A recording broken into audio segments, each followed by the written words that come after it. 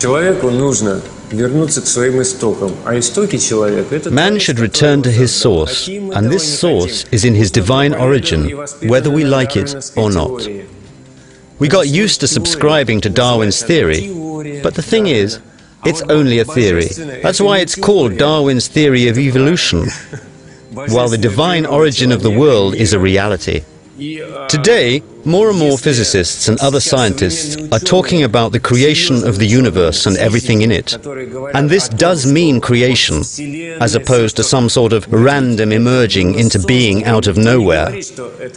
Ever since man arrived in this divine world, he has used it and consumed it for his pleasures and whims at the cost of polluting and destroying everything around him.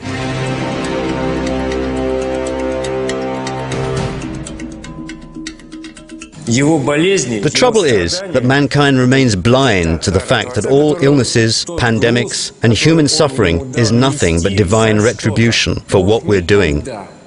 Whenever God sends a disease into our world, He always supplies a remedy. We only need to discover it.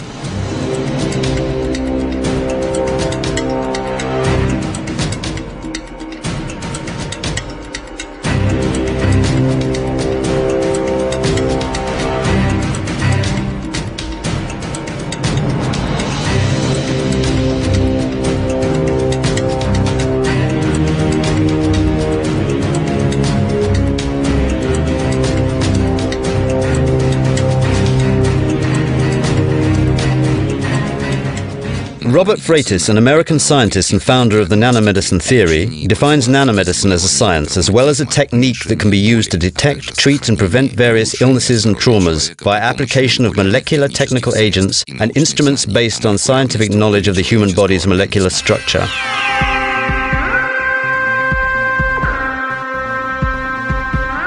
Surgeons have advanced from stitching and amputating to repairing hearts and reattaching limbs. Using fine tools, they join delicate blood vessels and nerves. Yet even the best microsurgeon can't cut and stitch finer tissue structures. Modern scalpels and sutures are too coarse for repairing capillaries, cells and molecules. Consider delicate surgery from a cell's perspective.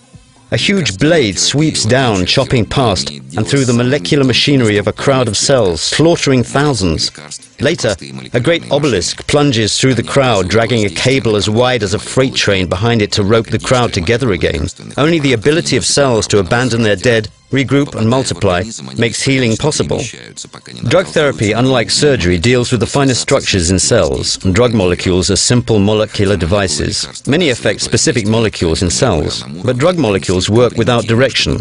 Once dumped into the body, they tumble and bump around, haphazardly, until they bump a target molecule, fit and stick, affecting its function. Though drug molecules affect the tissues on a molecular level, they are too primitive to feel, plan and function independently.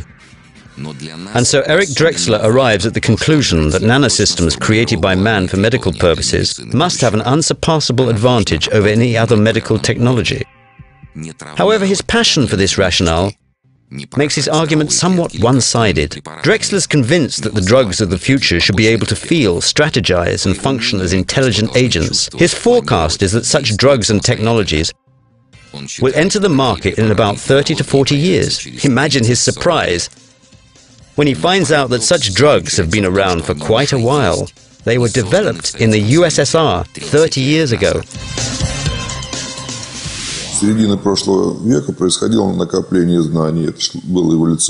Since the mid-20th century, science has been developing knowledge in structural biology, biochemistry, electronics, and studies of structure and composition of materials. At first, breakthroughs were made in one-time lab experiments, but in time, the results became commonly achievable, and thus, we finally learned to study matter at a nano level. Nano is derived from the Greek word nanos, meaning dwarf, and denotes 1/1000th part of a whole. The term nanotechnology refers to technologies operating with objects the size of 1/1000th of a meter, the so-called nanometer, which approximately equals the measure across 6 carbon atoms. Similarly, terms nanomachine, nanorobot, and nanocomputer refer to complex technical objects produced as a result of operations with substances at the molecular level.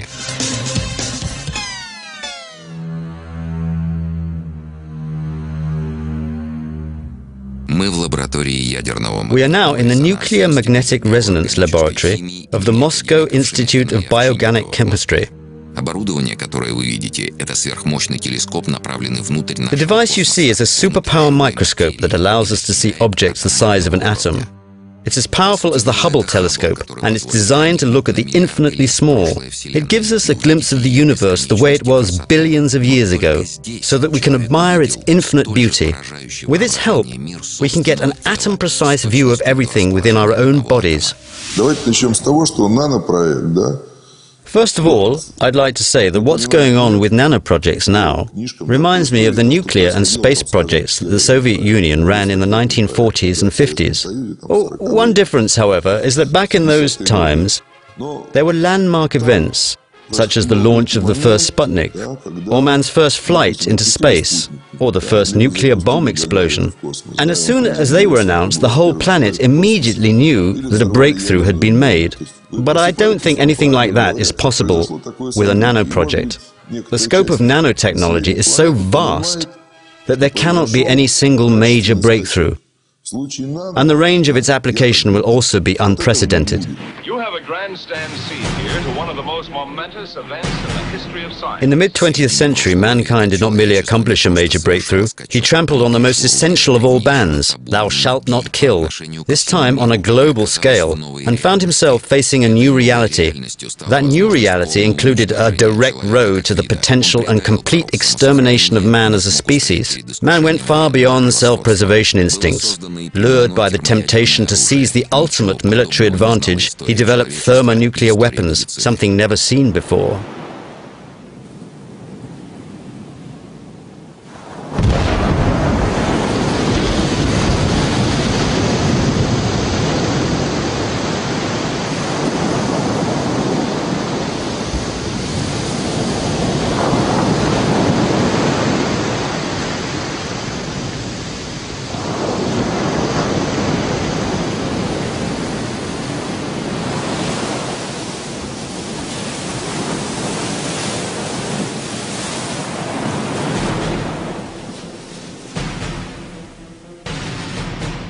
In the 1960s, the people of the USSR, the same people who defeated Hitler and saved the world from the Nazis at the cost of millions of its citizens' lives, faced again a stark choice: to be or not to be. At the time, the USA was actively developing its nuclear program. US naval and military bases and those of its allies were deployed in dangerous proximity to the USSR's borders. It gave the USA a major strategic advantage, the capacity for multiple strikes, which could kill millions of people in major Russian cities, terrify those who survived, and strip the country of communications, power supplies, medical help, and centralized control. The American army was the only one in the world to have tested nuclear weapons in action, and the US seemed to be quite comfortable with this fact. The only way to hold back the Americans was to develop a capacity for a counterattack which would be just as powerful. Only the prospect of a fatal blow hitting American soil was an argument convincing enough for presidents and generals.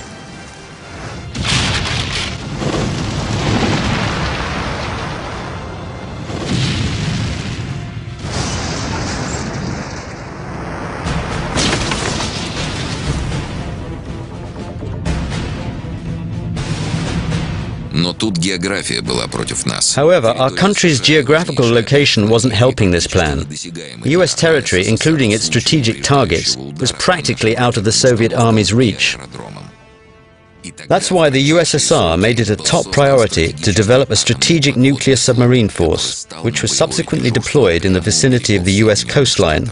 Successful underwater missile launch tests let the world know that there would be no easy military solution against the USSR. It would have been impossible to destroy all Soviet submarines, while a single counterattack from the depths of the ocean would have been enough to visit serious destruction on US soil, should it choose to launch the first strike. Ever since then, Russian nuclear submarines have been on permanent duty, protecting our country. These changes, however, brought about new challenges to the military medical service. The high level of responsibility, combined with the unparalleled difficulty of military duty on nuclear submarines, resulted in such serious impairment to submariners' health that it began to jeopardize the efficiency of the entire strategic shield of our country. Submarine crews had to stay on duty for many months. They had to deal with frequent malfunctions of the nuclear power units. These submarines were new and had not been fully tested at the time. All this was causing severe health problems with the submariners. The Russian Navy's medical service had to address a new condition which was termed premature aging effect. This effect had also been noted in other military branches, such as supersonic jet pilots in the Air Force or silo staff in the Missile Defense Force. All of these cases shared the same symptoms: severe impairment of the following systems, which are critical to life: immune system, endocrine system, nervous system, cardiovascular system, reproductive system, vision. The Army Command Headquarters ordered the medical force to find a solution that would lead to the complete recovery of the affected personnel. In other words, they had to find a way to reverse premature aging. Clinical studies revealed that the key to the whole process was a disturbance in metabolism. Cells of various tissues would lose their vitality.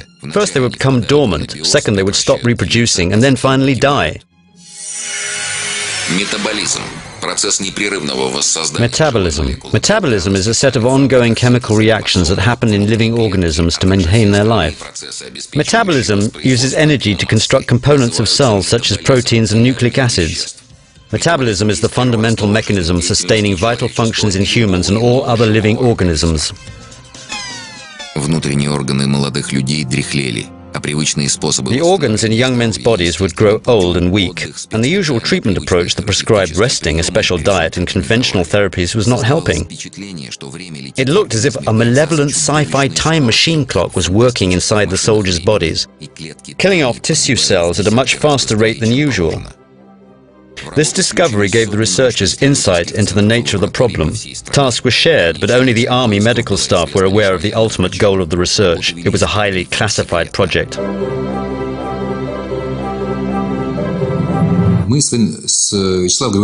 That year, Vyacheslav Morozov and myself were in our final year of studies at the Leningrad Military Medical Academy.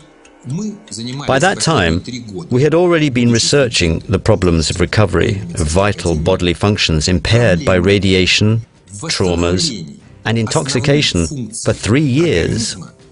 And in all these cases, the adverse impact basically came down to suppressed protein synthesis. So the question was, how could we recover the synthesis? We decided to use a physiological approach. We studied the organs and processes which are impaired first and most severely, such as the immune system, brain, liver, heart, and the reproductive system in young calves and pigs. We were able to identify and produce agents which helped improve the impaired functions of these organs when introduced via an injection.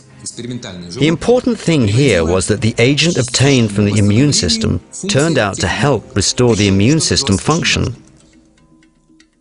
The agent recovered from the brain improved the brain function, and the heart agents facilitated the heart recovery. In other words, we discovered tissue-specific regulation processes that yielded a reliable and positive effect.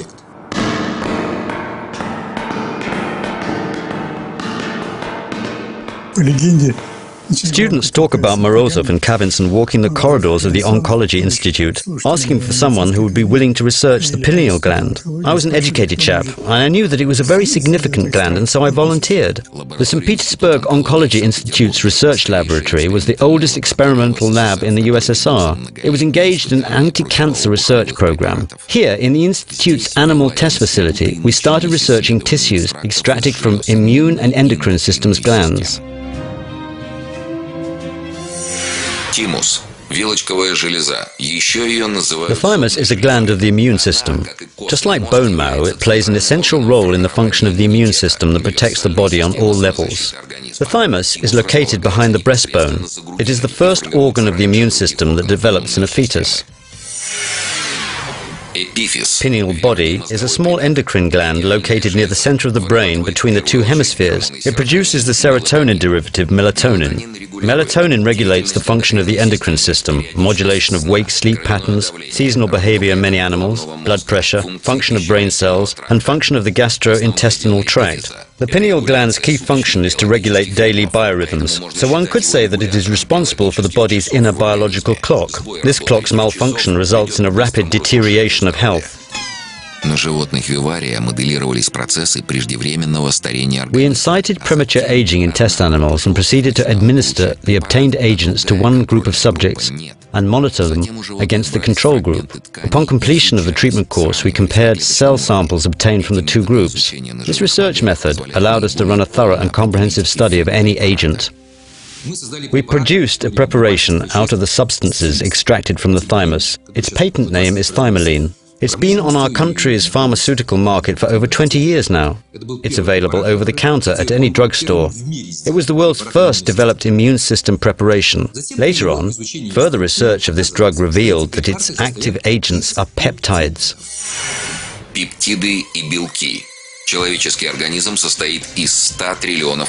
Peptides and proteins. A human body consists of 100 trillion cells, and each of these cells is comprised of hundreds of millions of protein molecules. Proteins can be said to be the construction material of our bodies. They also function as true nanomachines. Each of the hundreds of thousands of various proteins is distinguished by a unique structure, and every single protein has a specific task it performs within the body.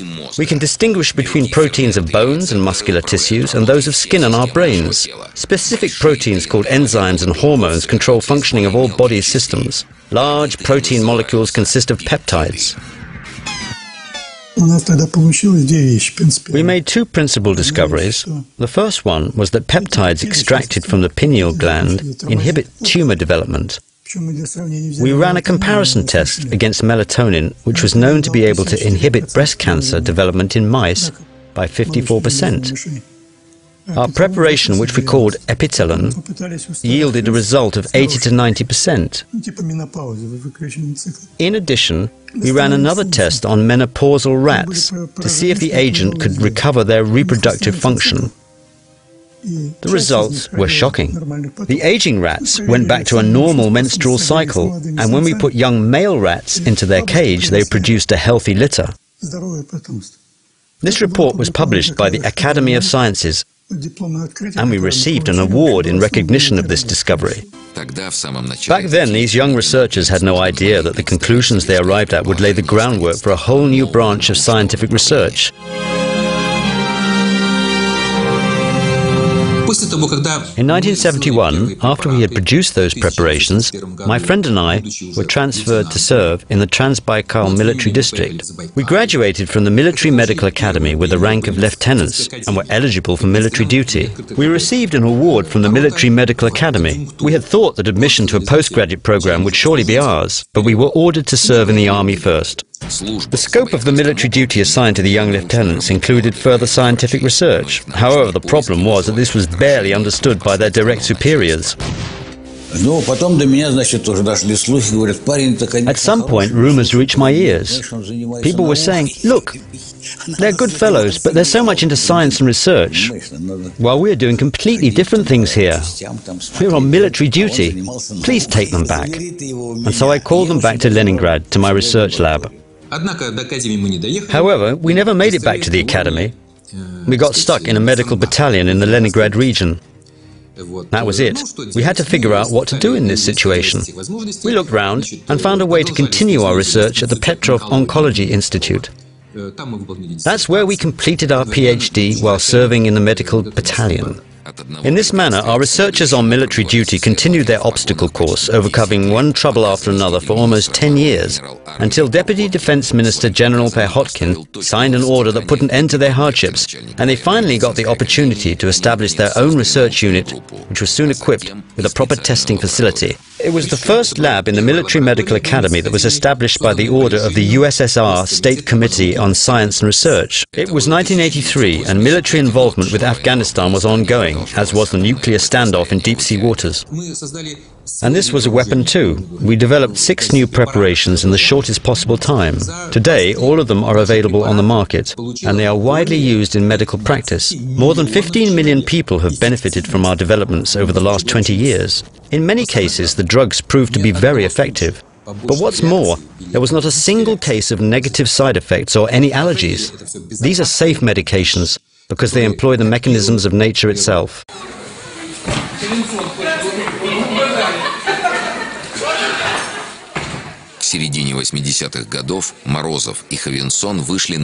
By the mid-80s, Morozov and Kavinson had been able to learn more about the role peptides played in molecular synthesis. They also developed a research network and established cooperation with some of the country's best research centers that helped in developing the synthetic analogues of peptides of animal origin.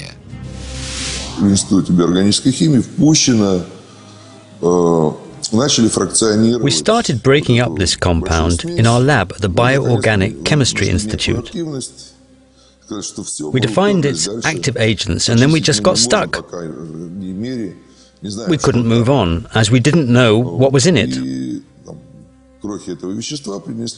They just gave us a tiny amount of the substance and asked us to solve its structure.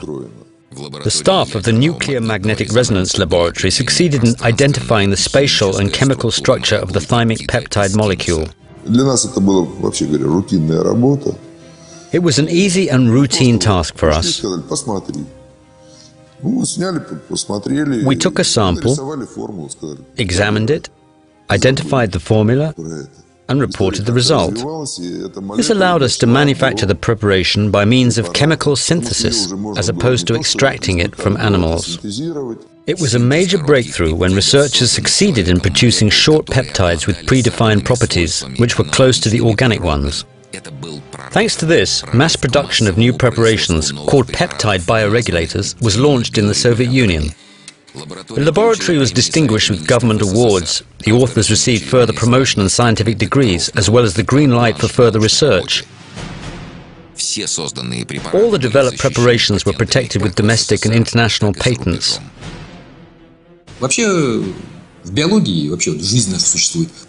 By and large, just 2 types of molecules maintain our life: proteins or peptides that carry the information, and the DNA that carries its specific information too. The DNA is, however, just a matrix. It is a molecule that by itself performs no function. Only when a relevant peptide connects with the corresponding segment of the DNA will it trigger off the synthesis of specific proteins. And that's the key to life. Basically, it comes down to the very question of how life came into being on our planet. And from what we saw, it was this way. In other words, we managed to replicate nature itself. In April 1986, nuclear disaster hit Chernobyl, Ukraine. 200,000 people were evacuated from the contaminated area. Over 600,000 people took part in the work to contain the contamination. Many of these people were exposed to high radiation levels. Both military and civil medical services were struggling to help the victims. Peptide preparations were administered in high doses and helped dramatically reduce the mortality rate. This actually got lower than the average mortality rate across the country at the time. The experts explain this by the fact that providing the best quality healthcare to those involved was the top priority at the time. It was much better and efficient medical care than the rest of the country was receiving on a routine basis. In April 1989, another nuclear disaster occurred in the Norwegian Sea. A fire broke out on board the nuclear submarine Komsomolets, which subsequently sank. The disaster took the lives of 42 crew members out of 69 due to fire and prolonged exposure to low temperatures in ice-cold water. Even today, no one can really explain how crew members managed to survive a full 90 minutes in the ice-cold water. 15 minutes is the established survival limit for the Barents Sea. The 27 surviving submariners were treated in the Northern Fleet Naval Medical Center. The treatment was a success. The submariners fully recovered and were able to return to military duty. Their treatment program also included peptide preparations invented by Vyacheslav Morozov and Vladimir Kavinson. Along with the other medical staff, they received a new promotion as a reward for this achievement. Morozov and Kavinson were promoted to colonels of the USSR Medical Force. The laboratory also received an Achievement Award.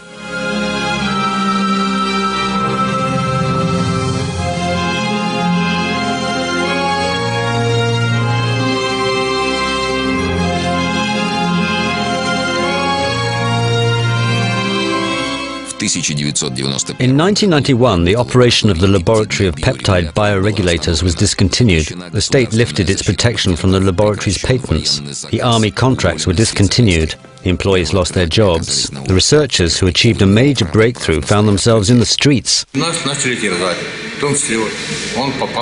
Military medicine began to break up. Vladimir Kavinson was under pressure. It was the end, basically. The lab was dismantled. They were left on their own to find an answer to the question, who would now be interested in their past achievements? The answer was given by life itself. In Russia, from 1992 to 2004, 11 million premature deaths in men and 4 million premature deaths in women were registered in the 15 to 69 age group. These were people who had failed to adjust to the shockingly new order of life they suddenly faced. The entire population was exposed to continuous high stress. People were scared for the lives of their loved ones. Premature aging syndrome was no longer the curse of submarine crews. It now hit Russia's entire population. The new task that Vyacheslav Morozov and Vladimir Kavinson, no longer holders of military ranks, set for themselves was to find a way to extend the lifespan of people experiencing aging, whether premature or timely. By 1992, they had succeeded in establishing the Institute for Bioregulation and Gerontology in St. Petersburg and transferred all the copyright for over 100 of the discoveries to that institute.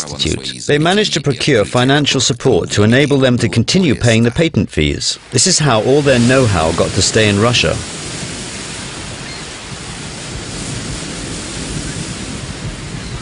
The scope of peptide research continued to grow. Morozov and Kavinson invited new researchers and contracted new facilities to work on their project, which benefited from fresh minds and state-of-the-art equipment.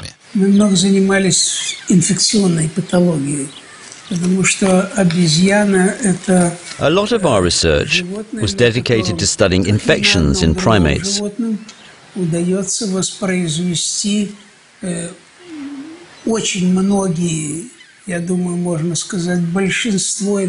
As monkeys are unique test subjects in that they can develop practically all the infectious conditions that occur in humans. In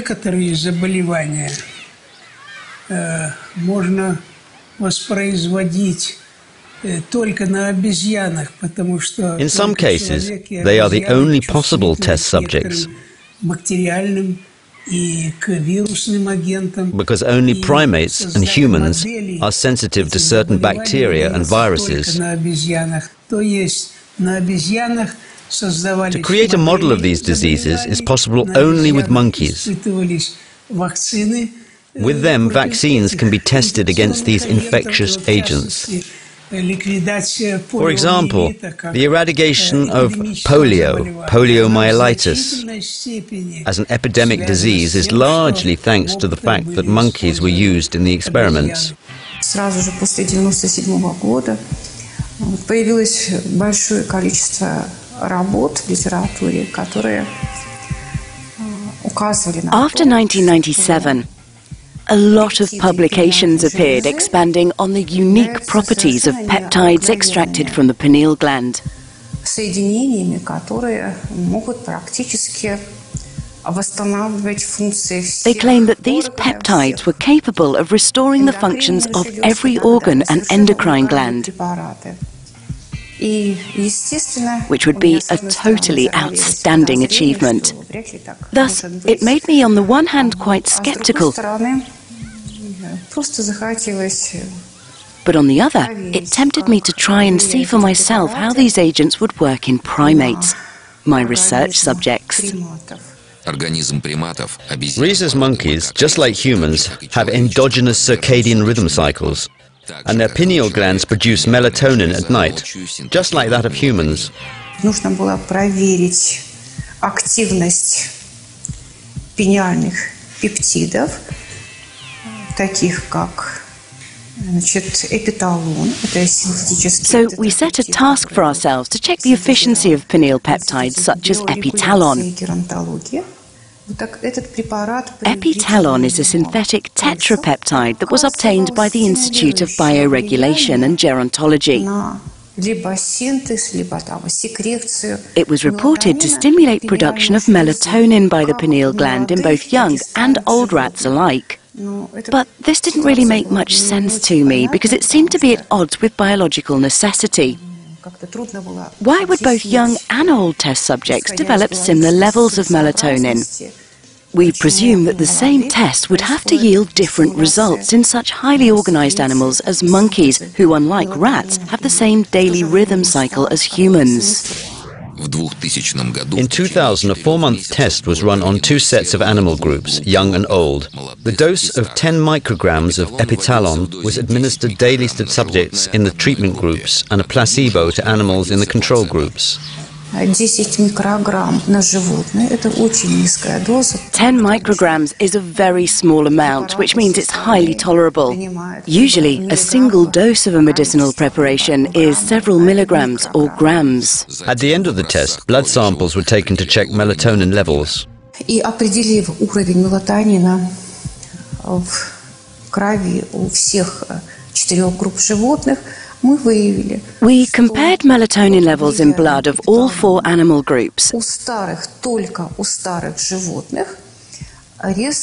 and saw that the administered epitalon increased night melatonin levels in old subjects.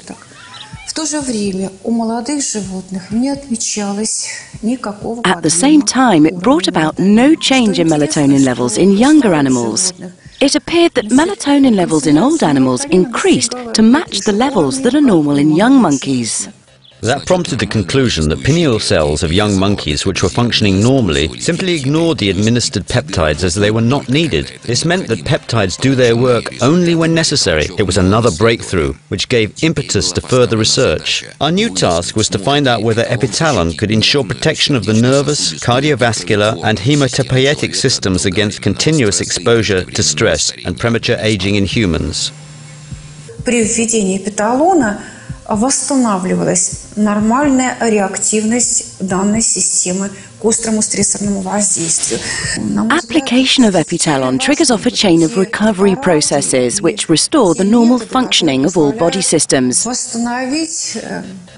It's essential to achieve recovery of the higher regulatory systems first, as they'll then be able to take care of everything else. It would be safe to say that we may expect new preparations to be produced in the near future which would help older people deal with their cardiovascular conditions, improve their cerebral circulation, and relieve other ailments caused by aging. The positive regulatory effect of the preparations was confirmed. The old animals enhanced their capacity to withstand continuous stress. Their immune system was boosted, their coat became healthy and shiny, and the animals looked better and developed more active behavior patterns. The computer age that started in the 1990s brought science and research to a dramatically new level. Computers could process large bulks of data in mere seconds, and since they had become universally available, development moved on in giant steps. 3D modeling was born. People not involved in scientific research are familiar with 3D movies. Long extinct dinosaurs came alive and practically jumped off the screen, and 3D representations of Hollywood stars set out on endless quests in computer games. In terms of scientific progress, however, the possibility to model any complex live or mechanical system became paramount in that it finally supplied the ultimate validity test for the ideas developed back in the 70s.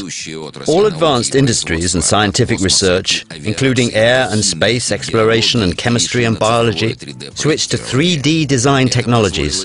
It saved a huge amount of money thanks to the fact that much testing was now run on mathematical models as opposed to real prototypes.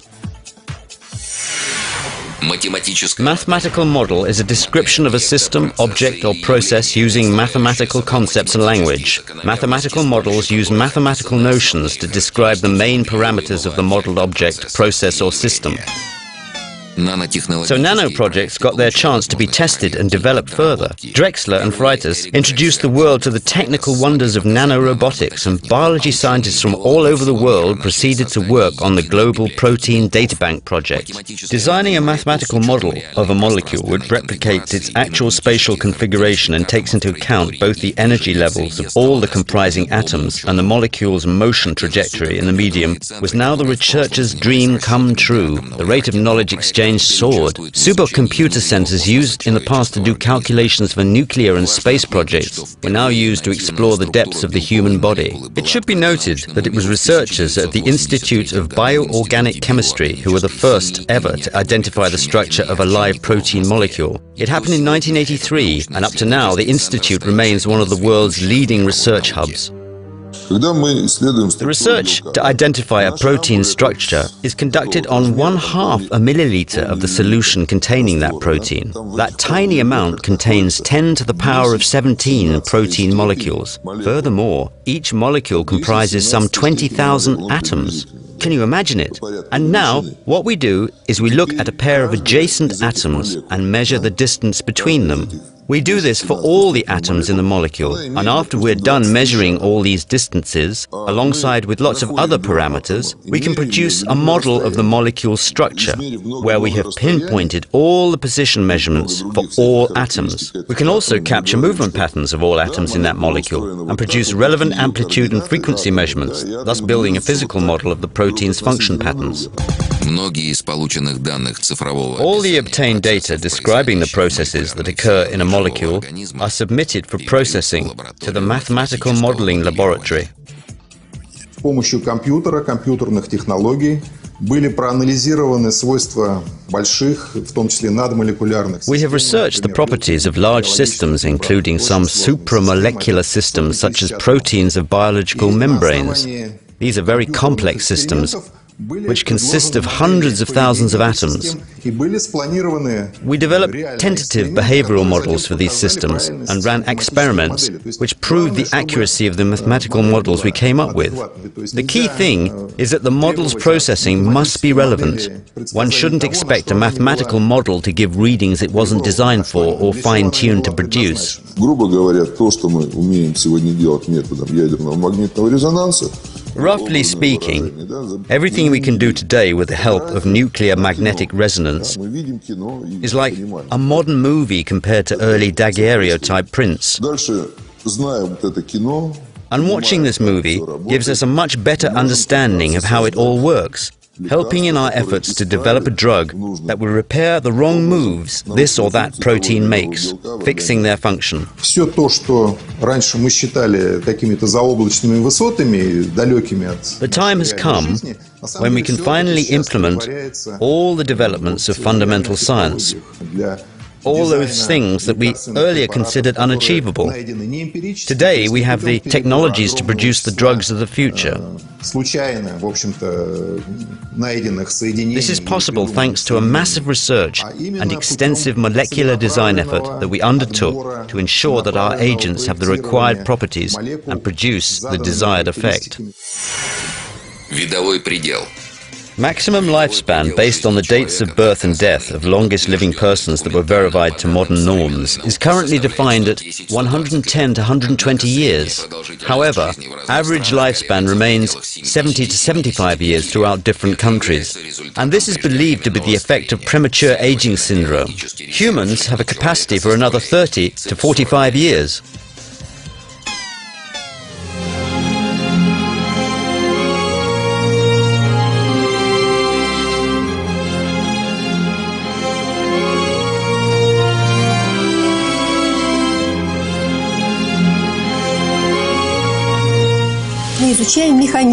We do a lot of research in this area. We study how mechanisms of aging are developing and look for ways we can hold them back with the help of peptide bioregulators. Our experiments on test animals have shown that a peptide-enhanced diet administered to mature animals increased their actual lifespan by 30 to 38%. Более того, эти исследования были проведены на людях по продлению жизни. Это было сделано в Киеве, в Институте геронтологии. Moreover, this research on life extension was carried out on humans. This was done in Kiev and St. Petersburg for 12 years. The use of peptides reduced mortality by a factor of 2. Today, we can say unequivocally that it is Russia that is doing the most to reduce mortality rates with its bioregulation technologies. This is unique. Similar preparations exist nowhere else in the world. However, when published in foreign scientific journals, reports of the outstanding achievements made by Russian researchers raised doubts in expert circles, especially since the new data plainly refuted the globally recognized norms and limits. The global research community proceeded to run their checks. We prepared some purified pineal gland peptides as well as some synthetic peptides and samples of frozen tissue of the mice that we had run longevity experiments on and sent them off to the USA. There, the US National Institute of Aging processed over 15,000 genes and confirmed the gene-specific effect of peptides. It was unique research. We've found out how it works. Now we'd like to figure out why it works this way. Every organ has a 30% reserve of polypotent or stem cells. That's nature's design, it's just how it is. And when this reserve gets to be employed sparingly, but consistently over a lifetime and to its full scope, the result is a long lifespan of 100 to 110 years. And thus every person has 30 years of this reserve.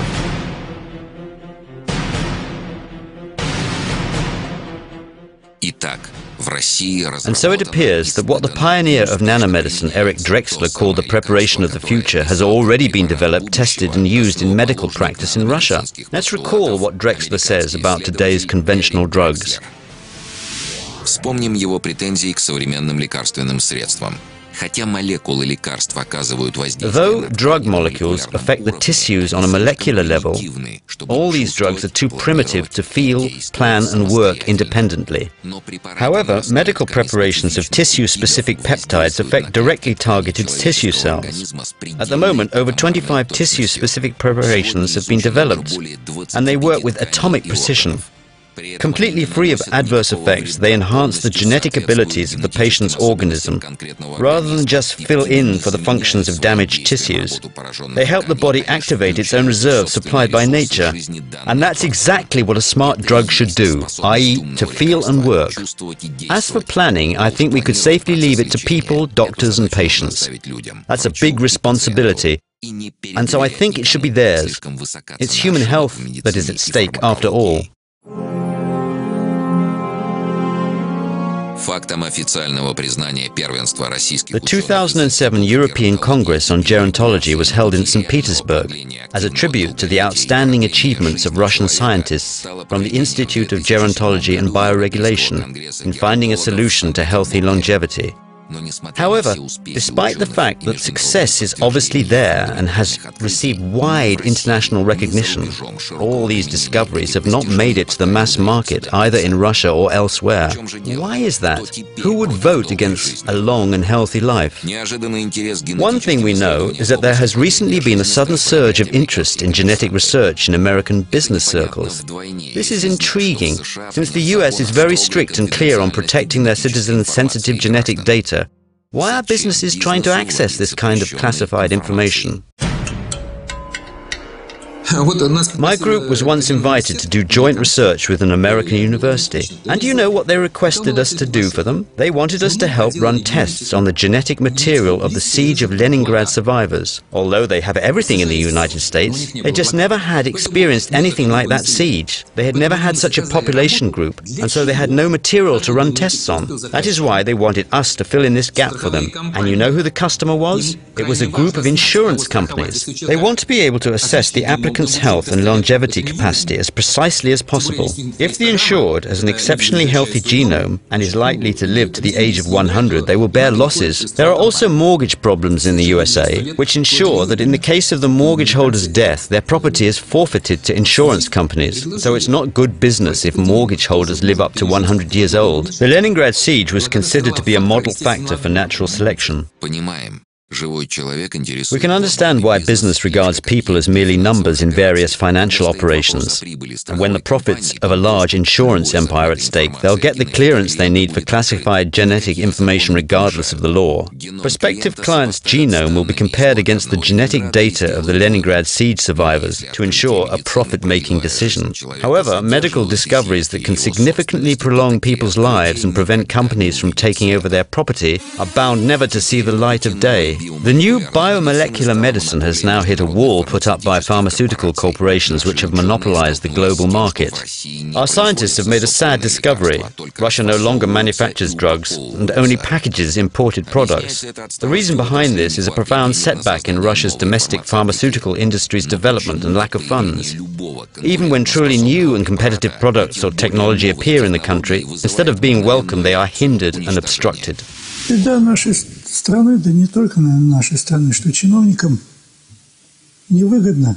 The curse of our country, although we may not be alone in this, is that officials appear not to be interested in developing the domestic pharmaceutical industry.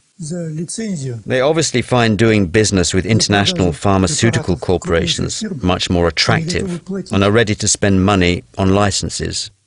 And we all know that the problem of deal kickbacks is a very serious one here. In 2004, Morozov and Kavinson turned to Andrei Sorokin, a successful businessman, inviting him to participate in a project that would promote their discoveries to the market. Sorokin's enterprise, the Academy of Scientific Beauty, together with the researchers, started by pinpointing 4 primary business areas: dental care, vision care, sports and beauty care. We have registered our new project, Vivox, which means longevity, because all our products are designed to improve wellness and promote longevity. Their hands were tied because they couldn't market these products as medications. It was the only way to avoid massive resistance from the multinational pharmaceutical companies and domestic officials regulating drug circulation.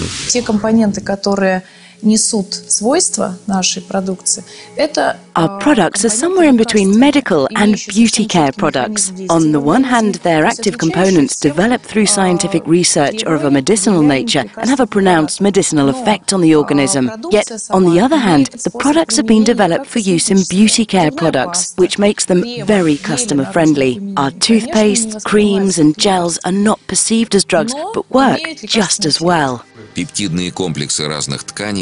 Peptides from relevant tissues have been used to produce massage creams for athletes, gels and toothpastes for dental care, eye drops for vision care, and facials for users of beauty products.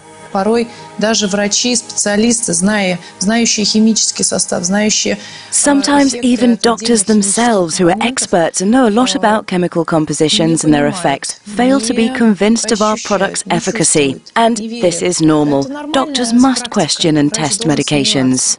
Preparations based on peptides extracted from bone and cartilage tissues have been tested by Dr. Marina Kolesnichenko in her dental clinic. Если смотреть на это с точки зрения врача-практика, который каждый день работает с пациентами, we've been quite surprised with the results. As a doctor working with my patients on a daily basis, I have every opportunity to see the performance of a drug or treatment in progress. And you know, I never expected these preparations to improve the patient's conditions so dramatically. Dr. Kolesnichenko applied peptide preparations in the most hopeless cases when traditional methods couldn't save the tooth.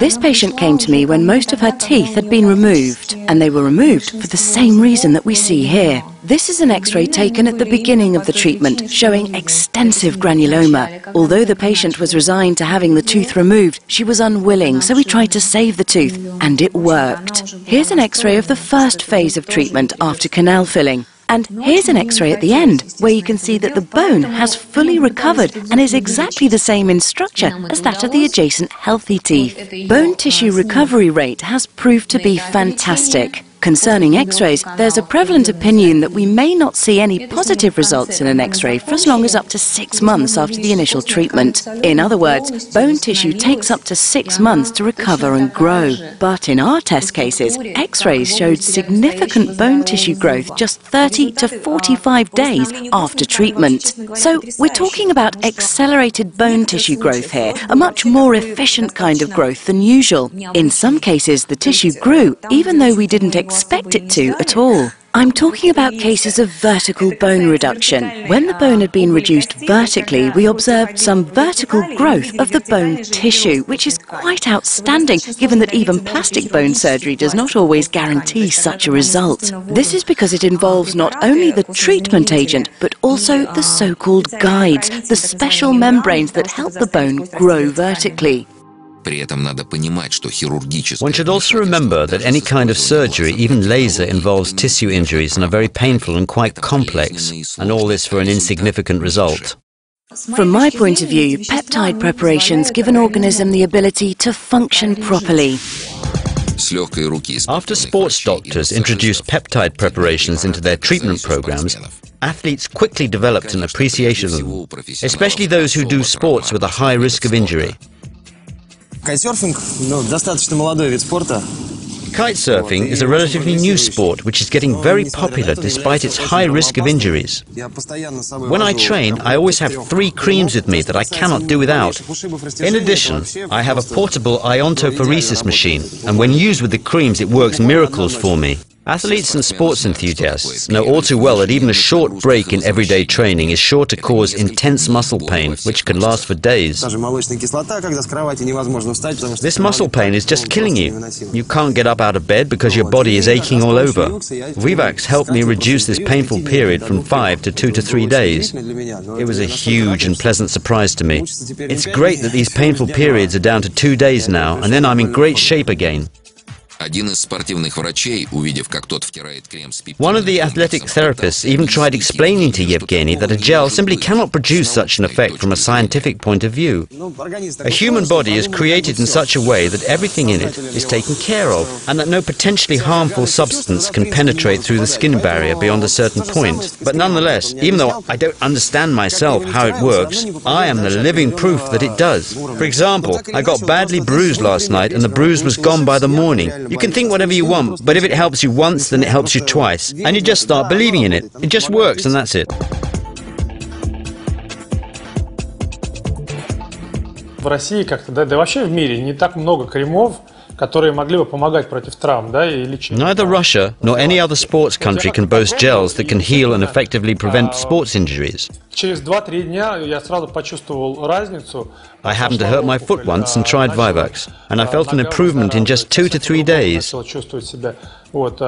И плюс еще, конечно же, различные кремы, которые Vivax... The swelling went down and I started to feel better. I started to get mobility back.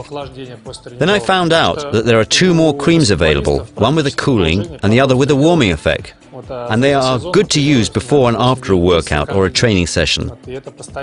Basketball players spend half their lives on the basketball court. The teams train every day for 8 to 9 months every season. And that means that their muscles are warming up and cooling down every day. И после тренировки именно уже в восстанавливающем режиме. Теперь каждая травма, которая у меня есть, да, я стараюсь сразу же мазать Vivax'ом, да, и потому что действительно... These creams can help keep the muscles warm during the training sessions and speed up recovery after training. Меня занимало лечение, например, голеностопа примерно 3 недели, 3,5 недели, да, чтобы до конца вылечить. Сейчас... Now, whenever I get injured, I apply the regenerating Vivax cream, and thanks to it, I recover much faster. For instance, usually a sprained ankle would take about 3 to 4 weeks to heal, but now it heals twice as fast, and you can use additional therapies together with Vivax. You can get back to normal in just 1 week.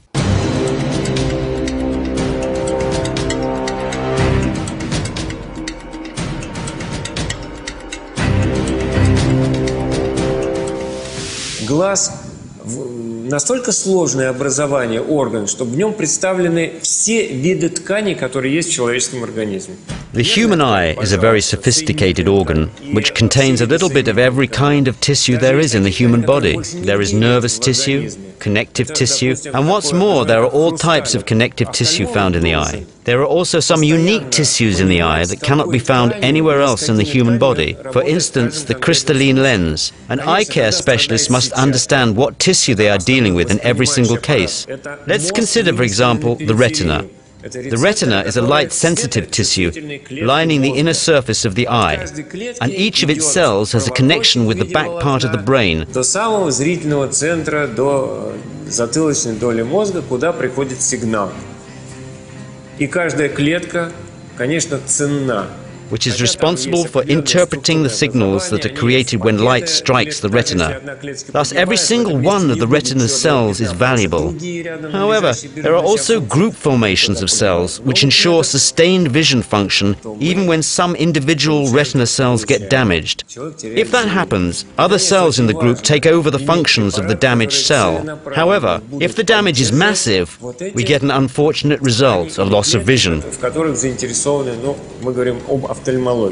Thus, there is a high demand for medical agents which can sustain all the tissue cells in the eye. At present, we have some preparations of this kind that have been developed through advanced biological technologies, among them retinolamine. Препарат, который применяется уже довольно широко в офтальмологии, и очень достаточно хороший эффект мы получаем при лечении определенных форм дистрофии. Retinolamine is a peptide bioregulator developed jointly by the Institute of Gerontology and Bioregulation and the St. Petersburg. Вот это направление, которое развивается. This is one of the priority research areas at the Institute of Gerontology and Bioregulation. I think that current achievements are already giving us a chance to make a difference. This is an intense research area today. France has opened a special institute to study peptides. America is investing huge amounts of money in this research too.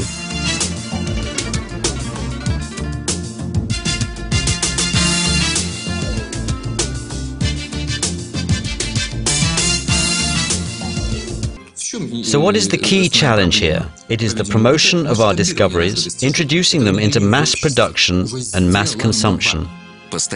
Aging of the population, including increasing rates of premature aging, are an unsolved problem in all developed countries. This appears to be reason enough to think that new Russian peptide preparations are sure to make it to the global market. What other reason does one need, really? Today, it is one of Russia's most promising high-tech development projects. Whenever God sends a disease into our world, He always supplies a remedy. We only need to discover it.